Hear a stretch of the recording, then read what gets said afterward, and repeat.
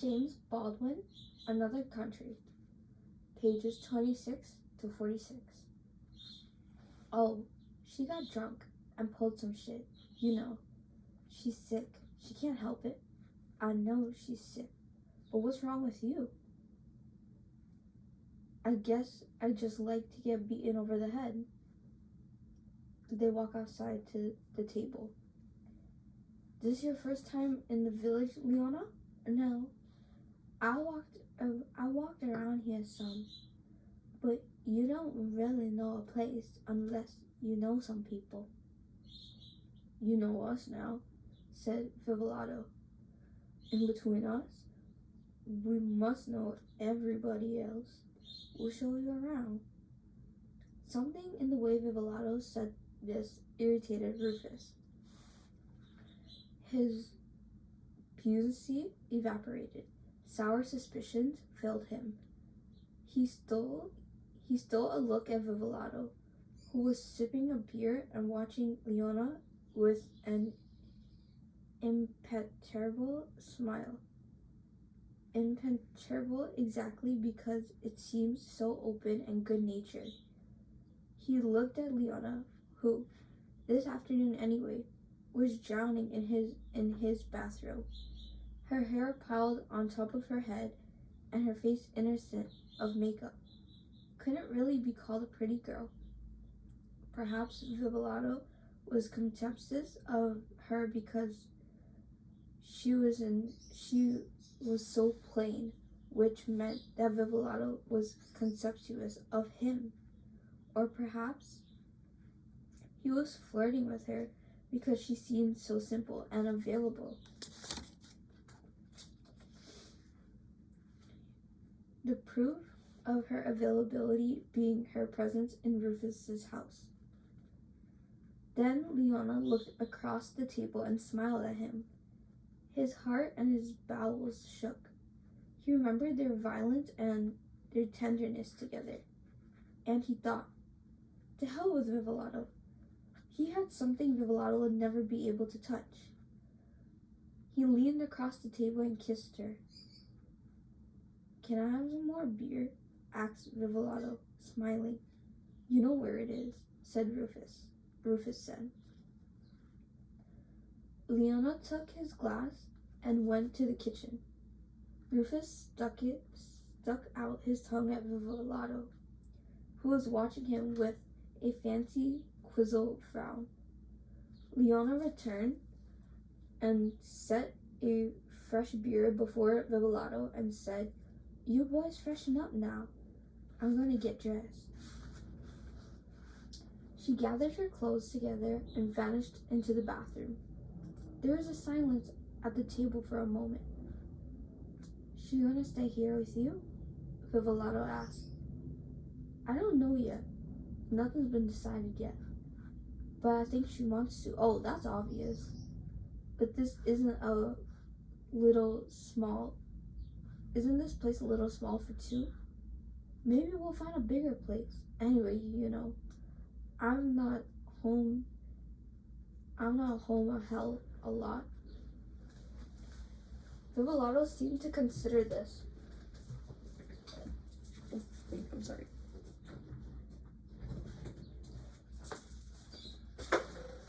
Vivolato seemed to consider this. Then, I hope you know what you're doing, baby. I just know it's none of my business. But Rufus looked at him. Don't you like her? I sure like her. She's a sweet girl. He took a swallow of his beer. The question is, how much do you like her? Can't you tell? And Rufus grinned. No, frankly, I can't. I mean, sure, you like her, but oh, I don't know. There was that silence again. Vivolato dropped his eyes. Then there's nothing to worry about, said Rufus. I'm a big boy, you know.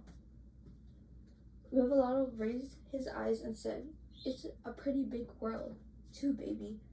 I hope you've thought of that. I thought of that. Trouble is, I feel too paternal towards you. You son of a bitch. That's the trouble with all you white bastards. They encountered the big world when they went out into the Sunday streets.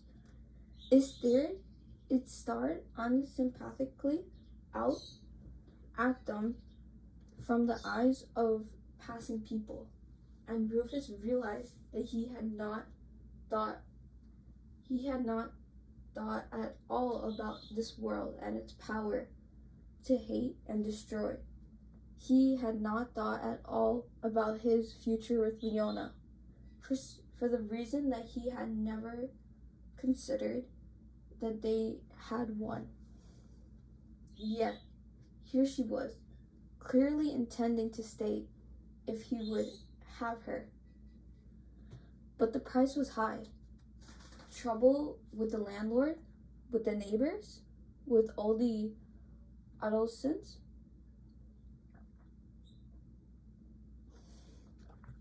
in the village, and all those who descended during the weekends.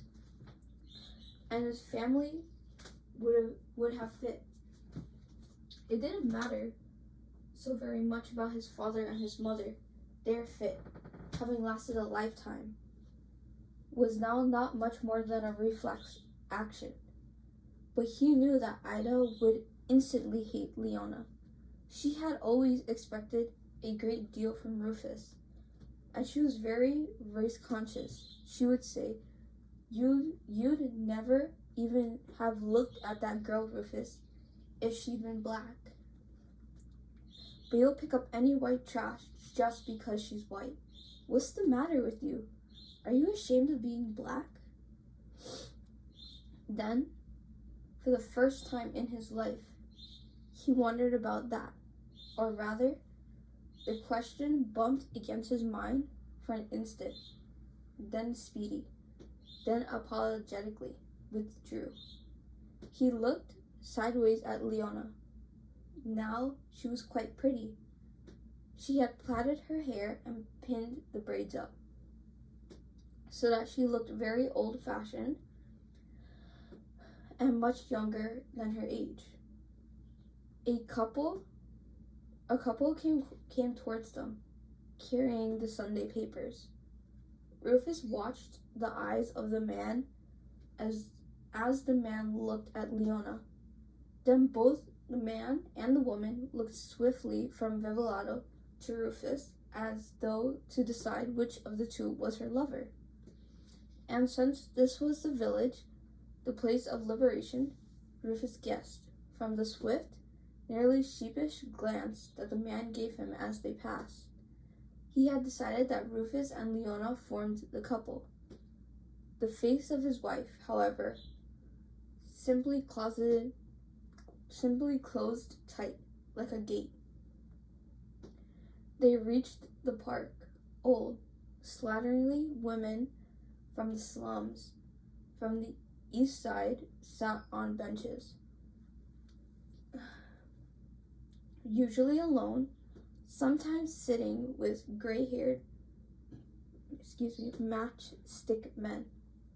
Ladies from the big apartment buildings on Fifth Avenue, vaguely and desperately elegant, were also in the park, walking their dogs, and Negro nursemaids, turning a stony face on the ground up world, croned anxiously into baby carriages. The Italian laborers and small businessmen strolled with their families or sat beneath the trees, talking to each other. Some played chess or read l'Espresso. The other villagers sat on benches, reading Kishgard, which was the name shouting from the paper-covered volume held by a short-cropped girl in blue jeans, or talking distractedly of abstract manners, or gossiping or laughing, or sitting still, either with an immense invisible effort which all but shattered the benches and the trees, or else with a limpness which indicated that they would never move again. Rufus and Vivolato, but especially Vivolato, had known or been intimate with many of these people so long ago. It now seemed that it might have occurred in another life. There was something frightening about the aspect of old friends, old lovers, who had, mysteriously, come to nothing. It argued the presence of some cancer which had been operating in them invisibly, all along and which might now be operating in oneself. Many people had vanished, of course, had returned to the havens from which they had fled, but many others were still visible, had turned into lushes or junkies, or had embarked on nerve-rattling pursuit of the perfect psychiatrist.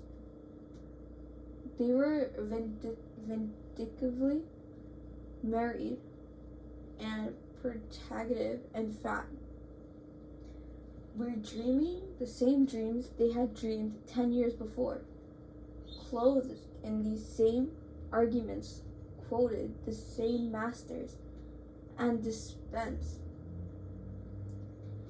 as they hideously imagined, the same charm they had possessed before their teeth began to fail and their hair began to fall. They were more hostile now than they had been. This was the loud, inescapable change in their tone, and the only vitality left in their eyes. Then Vivolato was stopped on the path by a large, good-natured girl who was not sober. Rufus and Leona paused, waiting for him. "Your friend's real nice," said Leona. "He's a real natural. I feel like we've known each other for... He's a real natural. I feel like we've known each other for years."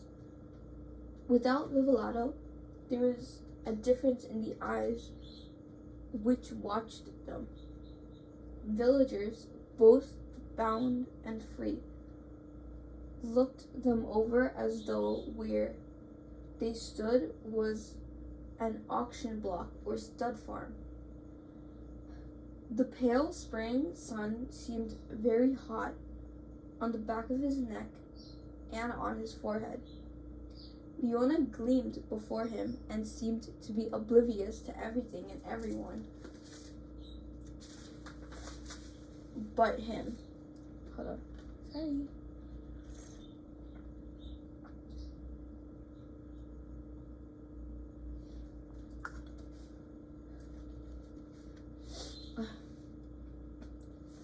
And if there had been any doubt concerning their relationship, her eyes were enough to dispel it.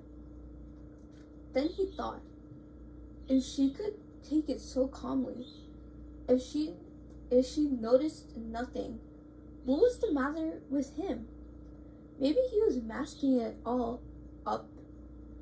Maybe nobody gave a damn.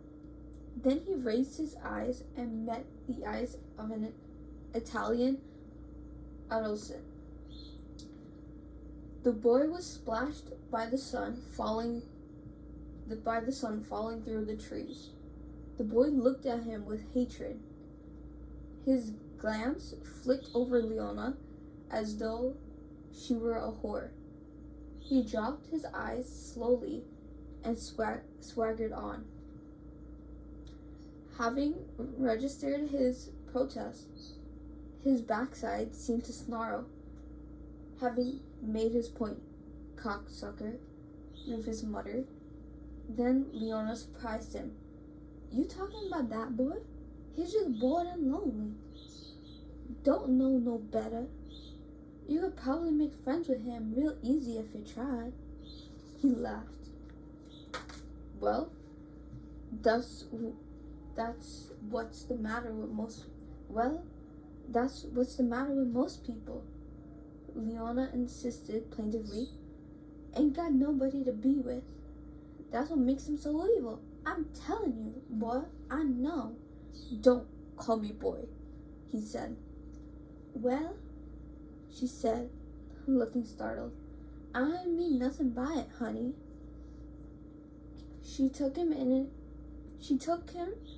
his arm, and they turned to look for Vivolato. The large girl had him by the collar, and he was struggling to get away, laughing. That Vivolato? Said Rufus, amused. He has more trouble with women. He's sure enjoying it, Leona said. Looks like she enjoying it too. For now, the large girl had let him go and seemed about to collapse on the path with laughter. People with a tolerant smile looked up from the benches or the grass in their books, recognizing the two village characters. Then Rufus resented all of them. He wondered if he and Leona would dare to make such a scene in public, if such a day could ever come for them. No one dared to look at Vivolato out with any girl whatever. The way they looked at Rufus now, nor they ever look at the girl the way they looked at Leona. The lowest whore in Manhattan would be protected as long as she had Vivolato on her arm. This was because Vivolato was white.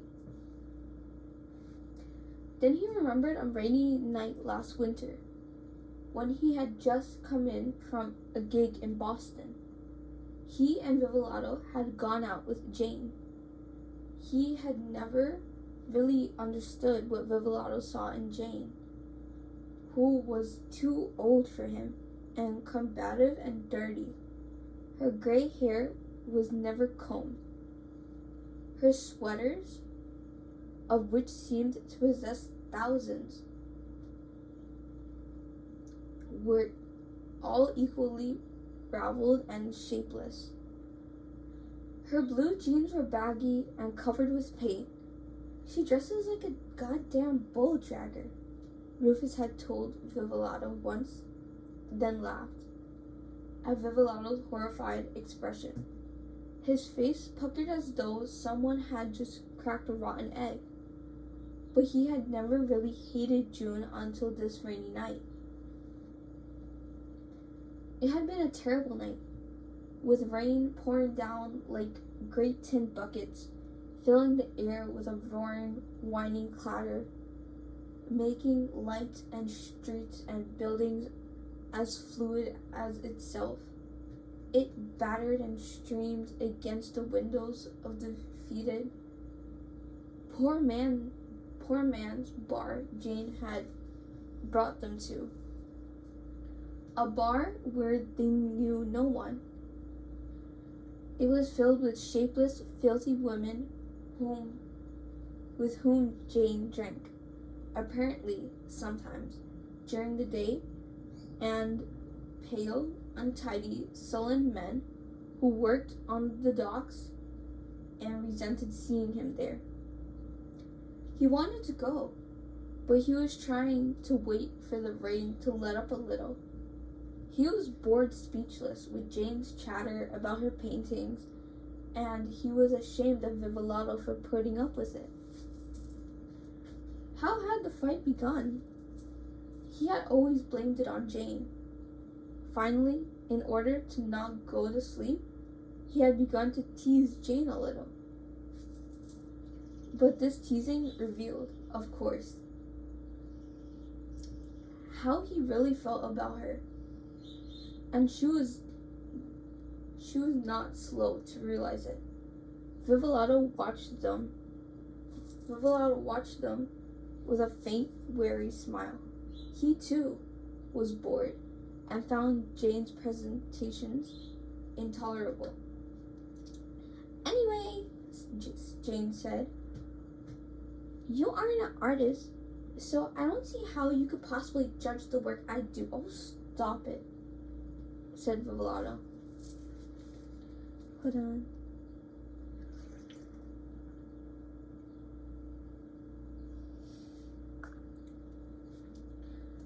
"Do you know how silly you sound? You mean you just paint for this half-assed gang of painters down here?" "Oh, let her swing, man," Rufus said, beginning to enjoy himself. He leaned forward, grinning at Jane in a way at once lewd and sardonic. This chick's too deep for us, man."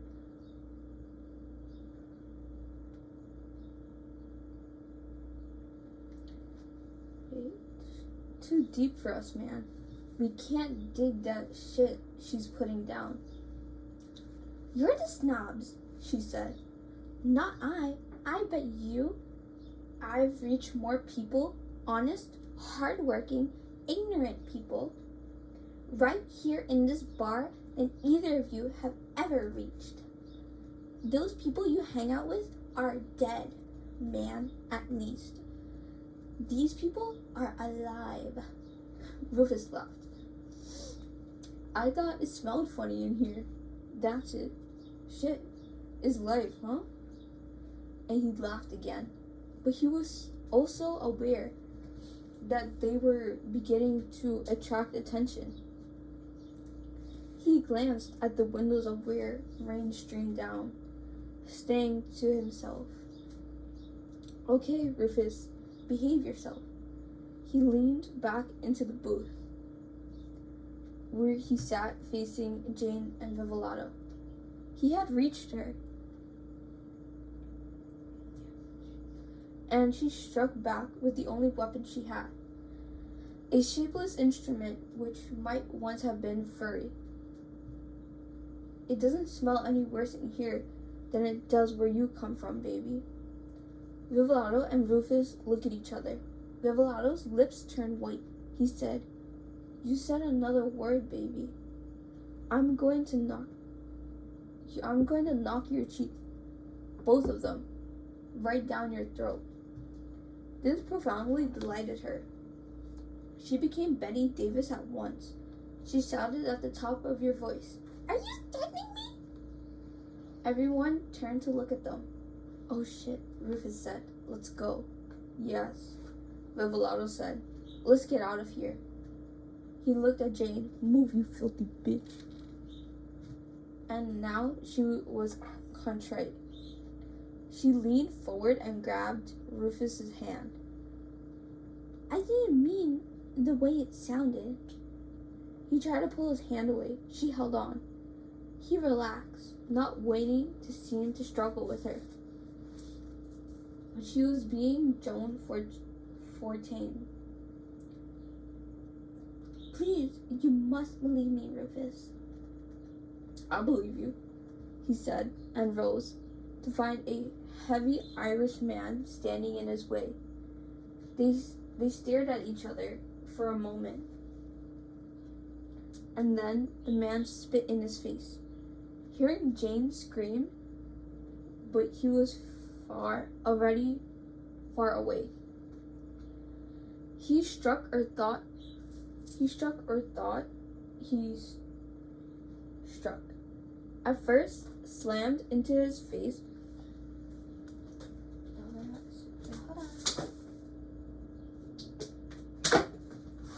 Okay. He struck or thought he struck. A fist slammed into his face and something hit him at the back of the head. The world, the air, went red and black, then roared in him with faces and fists. The small of his back slammed against something cold, hard, and straight. He supposed it was the end of the bar, and he wondered how he had got there. From far away, he saw a bar stool poised above Vivolado's head. And he heard Jane screaming, kneeling like all of Ireland. He had not known there were so many men in the bar. He struck a face. He felt bone beneath the bone of his fist, and weak green eyes glaring into his like headlights at the moment of collision. Shuddered in distress, someone had reached him in the belly, someone else in the head. He was being spun about, and he could no longer strike. He could only defend. He kept his head down and bobbing and shifting and pushed and pulled and crunched and trying to protect his private parts. He heard the crash of glass. For an instant he saw Vivolado at the far end of the bar, blood streaming down from his nose and his forehead, surrounded by 3 or 4 men, and he saw the back of a hand send Jane spinning half across the room. Her face was white and terrified. Good, he thought, and felt himself in the air. He was going over the bar. Glass crashed again, and the wood was splintered. There was a foot on his shoulder and a foot on one ankle. He pressed his buttocks against the floor and drew his free leg as far as he could. And with one arm he tried to hold back the fist, which crashed down again and again into his face. Far behind the fist was the face of the Irishman, with the green eyes ablaze. Then he saw nothing, heard nothing, felt nothing. He heard running feet. He was on his back behind the bar. There was no one near him. He pulled himself up and half crawled out. The bartender was at the door, shouting, shooing his customers out. An old woman sat at the bar, tranquilly sipping gin. Vivolato laid on his face in a pool of blood. Jane stood helplessly over him, and the sound of rain came back.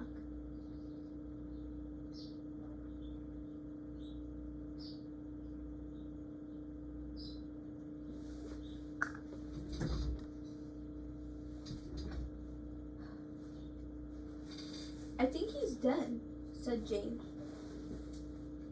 He looked at her, hating her with all his heart.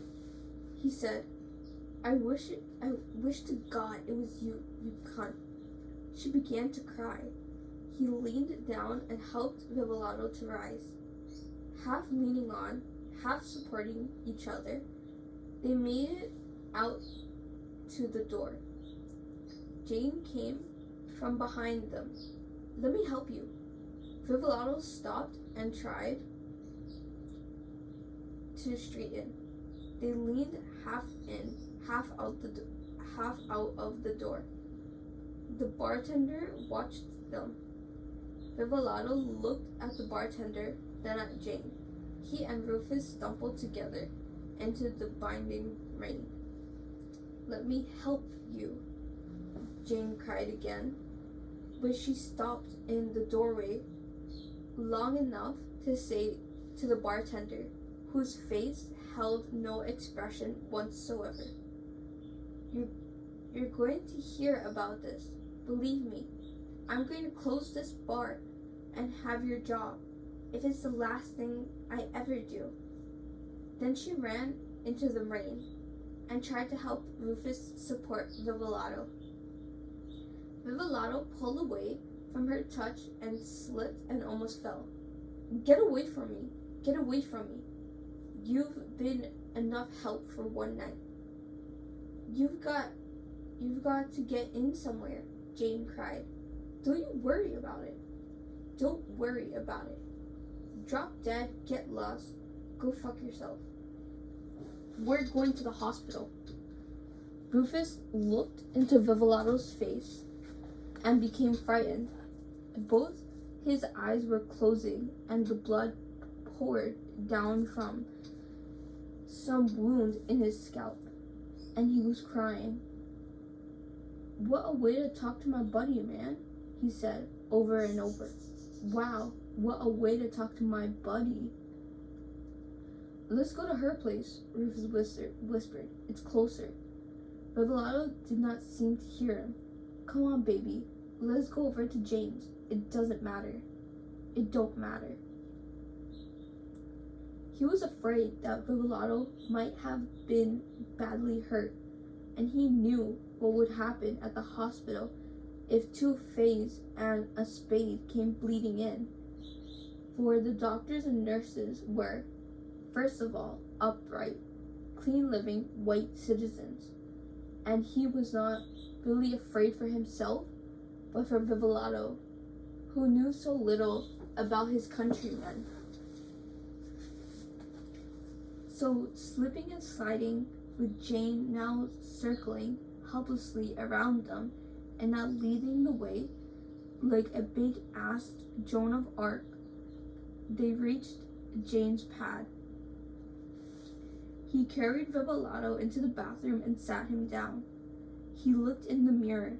His face looked like jam, but the scars would probably heal, and only one eye was closed.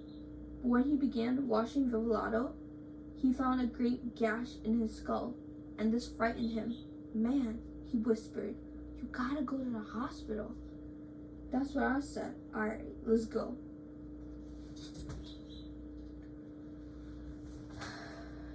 And he tried to rise. "No, man, listen. If I go with you, it's going to be a whole lot shot John because I'm black and you're white. You dig? I'm telling it to you like it is," Vivalato said. I really don't want to hear all that shit, Rufus." "Well, it's true. Whether you want to hear it or not, Jane's got to take you to the hospital. I can't come with you." Vivalato's eyes were closed and his face was white. "Vivalato," he opened his eyes. "Are you mad at me, Rufus?" "Shit, and no, baby. Why should I be mad with you?" But he knew what was bothering Vivalato. He leaned down and whispered, "Don't you worry, baby. Everything's cool. I know you're my friend. I love you, shithead. I really do. I love you too. Now, get to that hospital. I don't want you to drop dead in this phony white chick's bathroom. I'll wait here for you. I'll be alright." Then he walked out of the bathroom. He said to Jane, "Take him to the hospital. He's hurt worse than I am. I'll wait here." She said she had the sense then to say nothing. Vivalato remained in the hospital for 10 days and had 3 stitches taken to his scalp. In the morning, Rufus went uptown to see a doctor and stayed in bed for a week. He and Vivalato never spoke of this night, and he knew that Vivalato had finally begun seeing her again. They never spoke of Jane. Whew.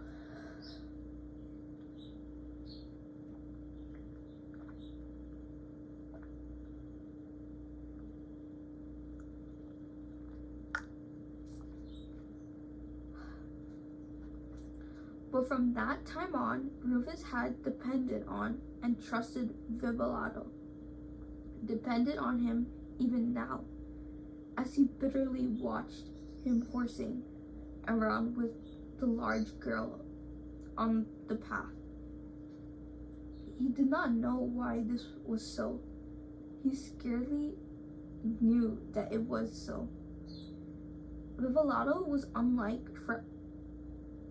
everyone else that he knew in that day, all the others. could only astonish him by kindness or fidelity. It was only Vivalado who had the power to astonish him by treachery. Even his affair with Jane was evidence in his favor, for he was really likely to betray his friend for a woman, as most white men seem to do, especially if the friend were black. Then he would have found himself a smoother chick, with the manners of a lady and the soul of a whore. But Jane seemed to be exactly what she was, a monstrous slut. And she thus, without knowing it, kept Rufus and Vivalado equal to one another. At last, Vivalado was free and hurried toward them on the path, still grinning, now waving to someone behind them. "Look," he cried. "There's Cass." Rufus turned, as she was there.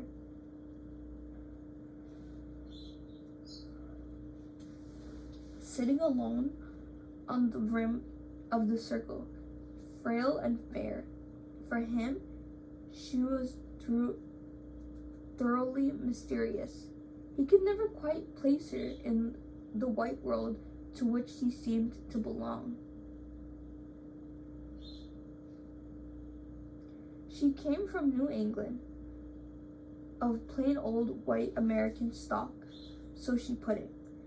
She was very fond of remembering that one of her ancestors had been burnt as a witch.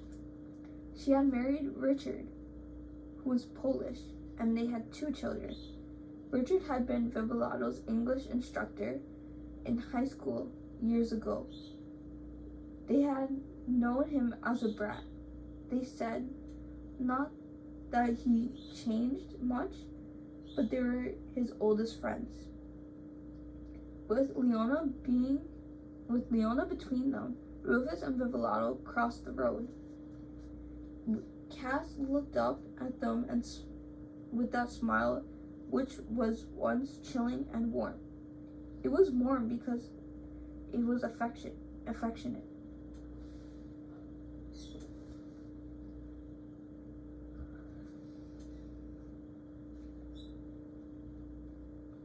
It chilled Rufus because it was amused.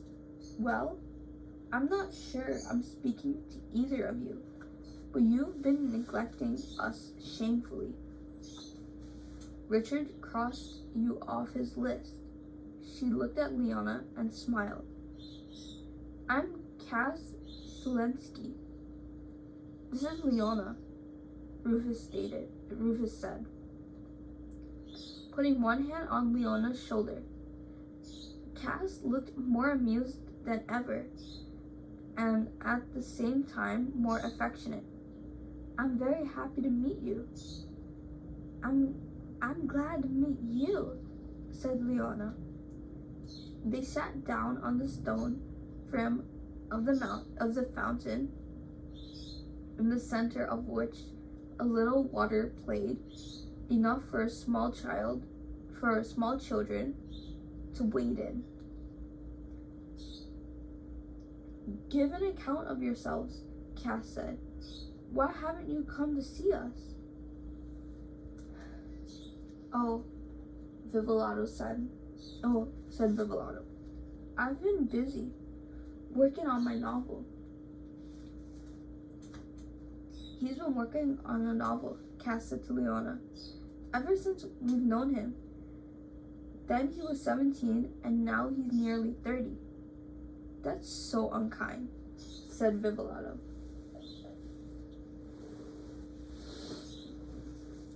Looking amused at the same time that he looked ashamed and annoyed. "Well, Richard was working on one too. Then he was 25, and now he's close to 40. So?" She considered Vivalado for a moment. "He's only had brand new inspiration, and he's been working on it like a madman. I think that's one of the reasons he's been rather hoping you'd come by. He may have wanted to discuss it with you. What's this new inspiration? Vivolato asked. Offhand, it sounds unfair. Ah, she shrugged merrily and took a deep drag on her cigarette. I wasn't consulted, but I'm kept in the dark. You know Richard. He gets up at some pre-dawn hour and goes straight to his study and stays there until it's time to go to work. Comes home, goes straight to his study, and stays there until it's time to go to bed. I hardly ever see him. The children no longer have a father. I no longer have a husband. She laughed. He did manage to grunt something the other morning about it going very well. It sounds as though it's going really well.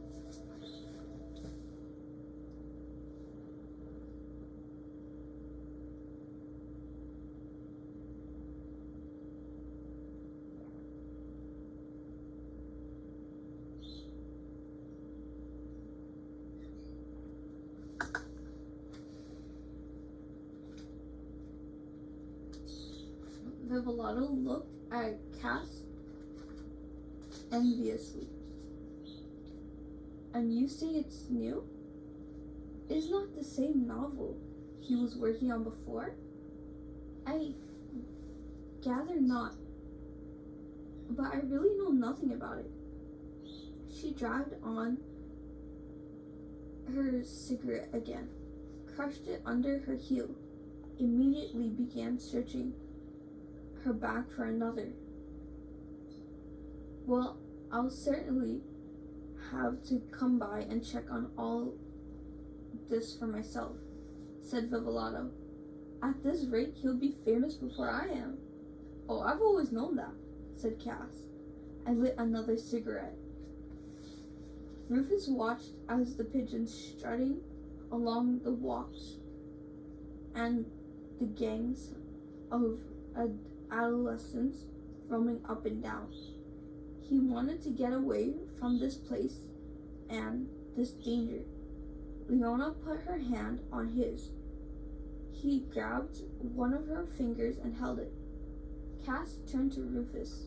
Now you have been working on a novel. Why haven't you came by? I've been working uptown. You promised to come and hear me, remember? We've been terribly broke, Rufus.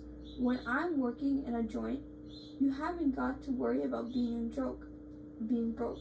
I told you that before. He's a great musician, Leona said. I heard him for the first time last night. Rufus looked annoyed. That gig ended last night. I ain't got nothing to do for a while except take care of my old lady. He laughed. Cass and Leona looked briefly at each other and smiled. How long have you been up here, Leona? Cass asked. Oh, just a little over a month. Oh, do you like it? Oh, I love it. It's just as different as a night from day. I can't tell you. Cass looked briefly at Rufus. That's wonderful, she said gravely. I'm very glad for you. Yes, I can feel that, said Leona. You seem to be a very nice woman. Respectfully, I cannot read to page 46, so we're gonna have to call it end for today. So I'm sorry, I will fix it in the title, but this is reading pages 26 to 38. Shout out to James Baldwin. This is a really nice book. I do not want credit for this book whatsoever. I'm just reading this so that my pronunciation and reading could get better. And Make sure you like, subscribe, and comment, and I'll see you for the next reading. Bye!